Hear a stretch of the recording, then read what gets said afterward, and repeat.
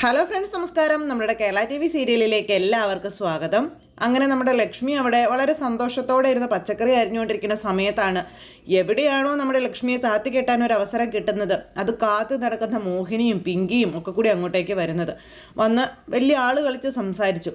ആദ്യമൊന്നും നമ്മുടെ ലക്ഷ്മി അത് വലിയ ഗൗനിച്ചില്ല. അതൊക്കെ ഒരു നിസ്സാര കാര്യത്തിലങ്ങ് വിട്ടു. പക്ഷേ പറയാനുള്ള കാര്യം എന്താണെന്ന് ഇവരോട് പറയാനായിട്ട് ലക്ഷ്മി പറഞ്ഞു കഴിഞ്ഞപ്പോഴേക്കും നമ്മുടെ ഗൗതം മദ്യപിച്ചതിനെക്കുറിച്ചുള്ള കാര്യങ്ങൾ ഇങ്ങനെ പറയുമോ. അപ്പോൾ ഈ ന്യൂസ് കൊണ്ടുവന്ന് എത്തിച്ചു കൊടുത്തയാൾ പവിത്രയാണ്. അപ്പോൾ പവിത്രയോട് അത് ചോദിച്ചപ്പോൾ താൻ വെറുതെ ആ സൈഡിൽ കൂടി ഒന്ന് പോയപ്പോൾ ചുമ്മാ റൂമിലേക്കൊന്ന് നോക്കിയതാണെന്നാണ് പറഞ്ഞത്. ആ സമയം നമ്മുടെ പിങ്കിക്ക് പിന്നെ കിട്ടിയ അവസരം പിങ്കി മുതലാക്കണമല്ലോ, അതിനു വേണ്ടി തന്നെയായിട്ട് പിങ്കി പറഞ്ഞു, അങ്ങനെ മദ്യപിക്കാതിരുന്ന ഒരാൾ മദ്യപാനത്തിലേക്ക് ഇറങ്ങുമ്പോൾ അത് തീർച്ചയായും 90% മാനസിക ബുദ്ധിമുട്ടുകൾ കൊണ്ട്, അത് മാനസിക ബുദ്ധിമുട്ടുകൾ നേരിടുന്ന ആയതുകൊണ്ടാണ് അങ്ങനെ ഇറങ്ങുന്നത്. അയാൾ ഒരിക്കലും അതിൽ നിന്ന് തിരിച്ചു കയറുകയുമില്ല എന്നുള്ള കാര്യമൊക്കെ പറഞ്ഞു. ഇവരിങ്ങനെ ഈ ഒരു കുറ്റം തന്നെ പറയുന്നത് കേട്ട് കഴിഞ്ഞപ്പോഴേക്കും നമ്മുടെ ലക്ഷ്മിക്ക് ശരിക്കും ദേഷ്യം വന്നു. ലക്ഷ്മി ഇങ്ങനെ എന്നൊക്കെ പറഞ്ഞ് അങ്ങനെ ഇരിക്കും കേട്ടോ. അപ്പോൾ സ്വന്തം മകൻ എങ്ങനെയായാലും ഇപ്പോൾ ലക്ഷ്മി ചേച്ചിക്ക് കുഴപ്പമൊന്നുമില്ല, നന്ദയെക്കുറിച്ചുള്ള കാര്യങ്ങൾ മാത്രമേ ചേച്ചിക്ക് ചിന്തയുള്ളൂ എന്നും പറഞ്ഞുകൊണ്ട് അന്നേരം ഈ പിങ്കി ഇത് പറഞ്ഞു കഴിഞ്ഞപ്പോഴേക്കും അവിടെ നിന്ന് മോഹിനി പറഞ്ഞു. ഇവരുടെ ആ ഒരു വാക്കുചാതുര്യമൊക്കെ അറിയാമല്ലോ, എല്ലാവരും മാറി മാറി ഇങ്ങനെ പറഞ്ഞുകൊണ്ടിരിക്കുക. അപ്പോഴേക്കും അവിടുത്തെ മെയിൻ വില്ലത്തിയായ അരുന്ധതി അങ്ങോട്ടേക്ക് വന്നു. ആ വലിയ പാഷാണത്തികൃമി വന്നിട്ട് ഇവരോട് ചോദിച്ചു, എന്താ ഇവിടെ കാര്യം, എന്താ എല്ലാവരും കൂടെ സംസാരിക്കുന്നതെന്ന്. ആ സമയത്ത് ഇവിടെ നമ്മളെ എല്ലാവരെയും പറ്റിച്ചുകൊണ്ട് പല കാര്യങ്ങളും നടക്കുന്നുണ്ട് ഏട്ടത്തി എന്ന് മോഹിനി പറഞ്ഞു. പറ്റിച്ചുകൊണ്ട് കാര്യം നടക്കുക, എന്ത് കാര്യമാണെന്ന് ചോദിച്ചപ്പം ഒന്ന് തെളിച്ച് പറ മോഹിനി. അത് പിന്നെ ഗൗതം ഇത്രയും കാലം പുക വലിക്കുക മാത്രമേ ഉണ്ടായിരുന്നുള്ളൂ, ഇപ്പോൾ ഗൗതം മദ്യപാനവും തുടങ്ങി.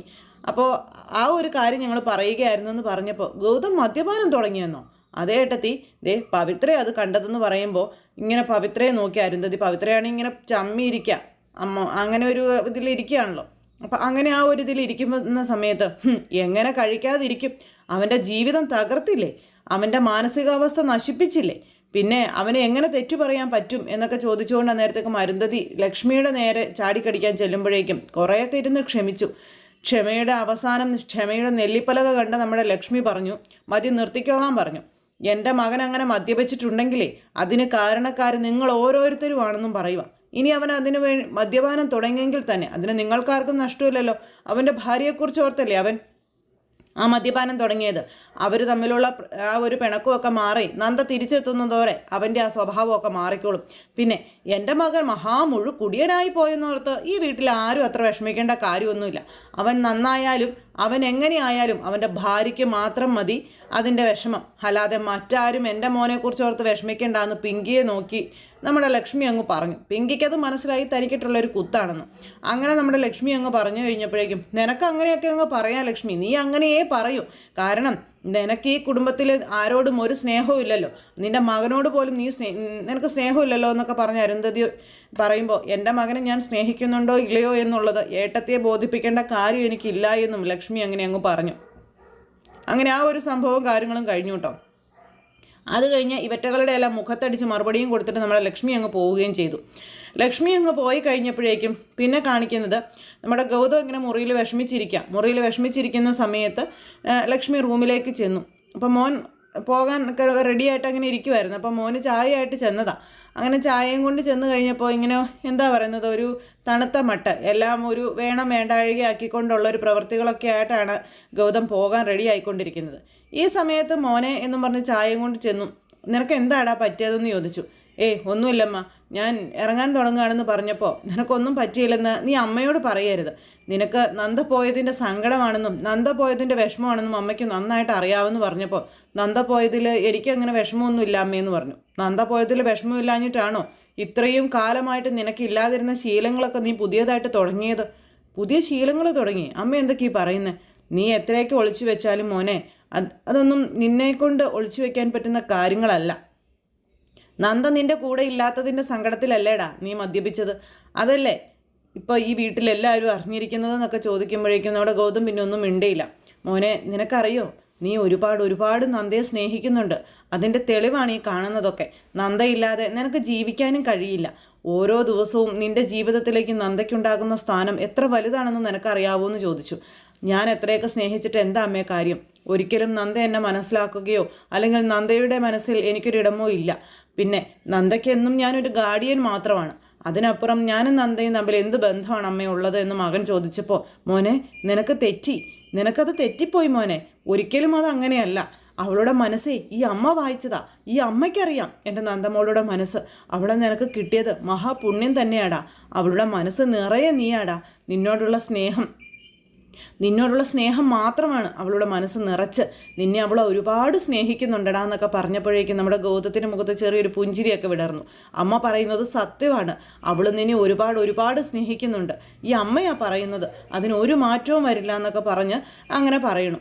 പിന്നെ ഓരോ സാഹചര്യങ്ങളും നിനക്കറിയാമല്ലോ. അവളുടെ ഭാഗത്ത് ഒരിക്കലും തെറ്റുകൾ ഉണ്ടാകാനുള്ള വഴിയില്ല മോനെ. കാരണം അവൾ അങ്ങനെ തെറ്റ് ചെയ്യുന്ന ഒരു പെൺകുട്ടിയല്ല.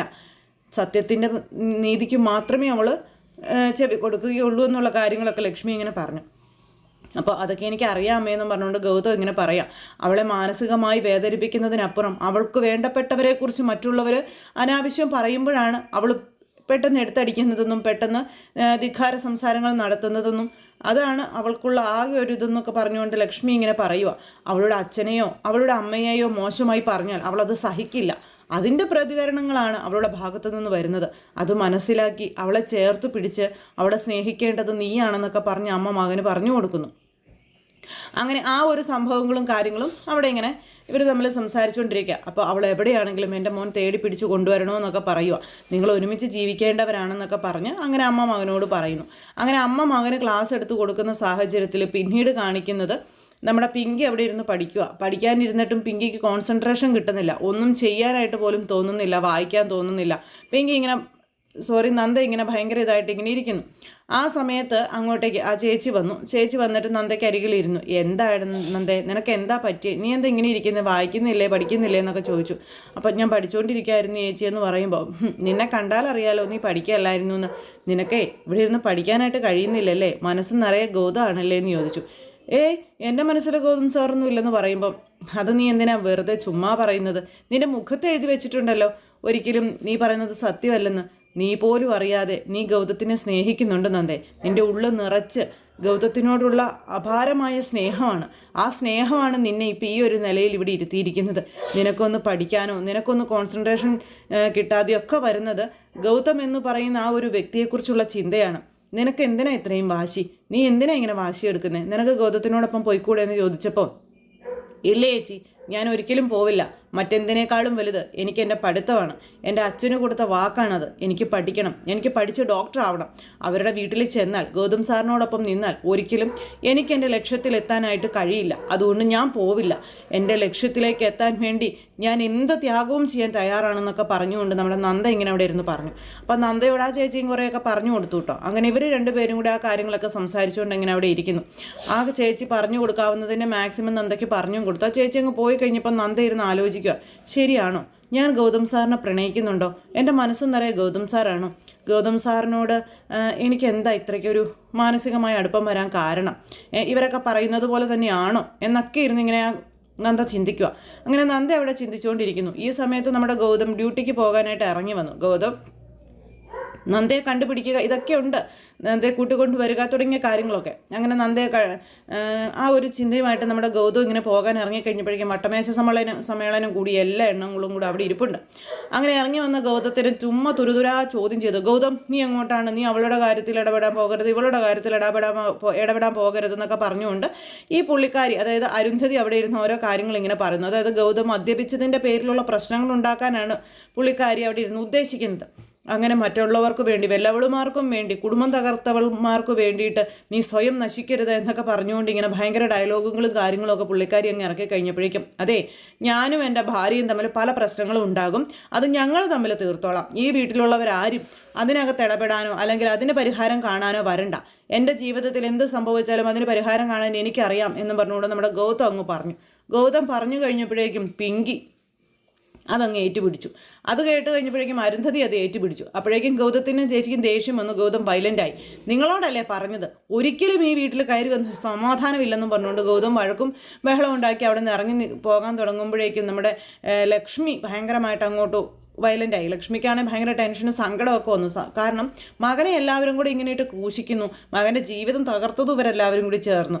അങ്ങനെയൊക്കെ വന്നു കഴിഞ്ഞപ്പോഴേക്കും മഹേശ്വരൻ്റെ അരികിലേക്ക് നമ്മുടെ ലക്ഷ്മി ചെന്നു. നിങ്ങളിതൊക്കെ കാണുന്നില്ലേന്ന് ചോദിച്ചു. നിങ്ങളിവിടെ എന്തിനിരിക്കുന്നതാണെന്ന് ചോദിച്ചു.